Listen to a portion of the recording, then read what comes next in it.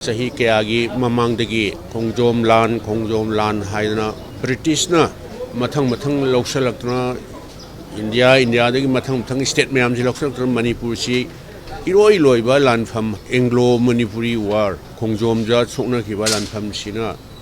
iroi ba lanni haidana sugumba yamna historic oiba numit asi Manipur Pradesh Congress Committee na organize tawbidna khoi ngasi mafam asida pangthok jabani ayamba matamdadi Khongjom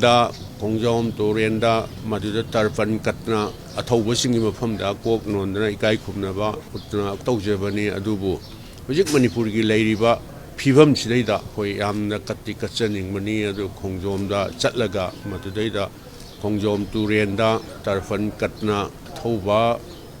leikhiraba akoina di loina di masak khanghaudaba dugumba Manipur gi hero singdo adugi makoina aroi balan famoina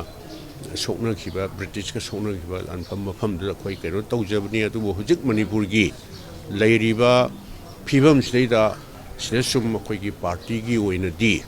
Manipur Pradesh Congress Committee na sillaga mafam sida khoi Florence tribute chi khoi kachabani dugumba leikhidraba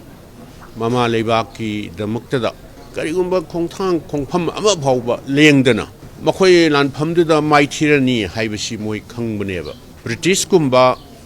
Yamna Sakti Leba Matamaduda di British Prithvi Punamak Ayamano almost joy Tarokna Kayamu Yamna Sakti Lebagi Haibu British study Halaman Singna Matamduda Hainabada Numitaba Late, Haibdi in the sense Numdang the Hova Moida Amamba Haibudu Laitana, Dokimatic Sakti Laihaba, Duma, British Sing Aduda Madugi Aroiba Manipuri Mawoina, Imale Bakidam Tada. Kadonunda Noida Surrender Tauroi, Sirabashushina, Imale Bakidam Tada, Katokani, Haidana, Mapunsi Katokraba, Pauna Brajabashi, Major Yankoiba. Nasingba koi loina makti ningsing bangam dragasuba adugumba mama lebaki da mutada kathokiba hero sing adugi mafamda makoi ka akoina tawbiman khangba utpa makoi mafamda hai manam ta lei manam ta orso moigi mafamda koi selut tawjebani koi lei kachabani makoi aduna koi Manipur da leiriba koi tungi miron da haiba tare makoina Sauba Parama, Mutpan Nairo Parama, Mama Lebaki the Mutada. My tyranny, Kang of Hoda, Noida di Prithvi Joy Tobangamba, Adugumba, Sakti Lairaba, Jati Amawargasu Akoi, Manipuri Amawana, Ima Lebaki the Mutada, Ninkatambar, Ima Lebaksi Noina, Lausan Gani High Toido, Noi, Namkibi Yai, Adubu Noida di acquiring up Nolaga, Surrender di Kado Nunda Koi, Tauroy Hydra. Adumai tawda mama lebaki da muktada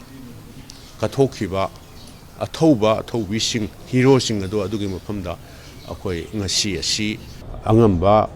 Florence tribute kasebani moina akoida munaiba nairoi doba adugumba tungda horaiba Manipuri singda akoina parama tambirme akoi Manipur da leiriba koi kanglup khudingmakse koi amatani aduna koi kado nungda Manipur gi apunba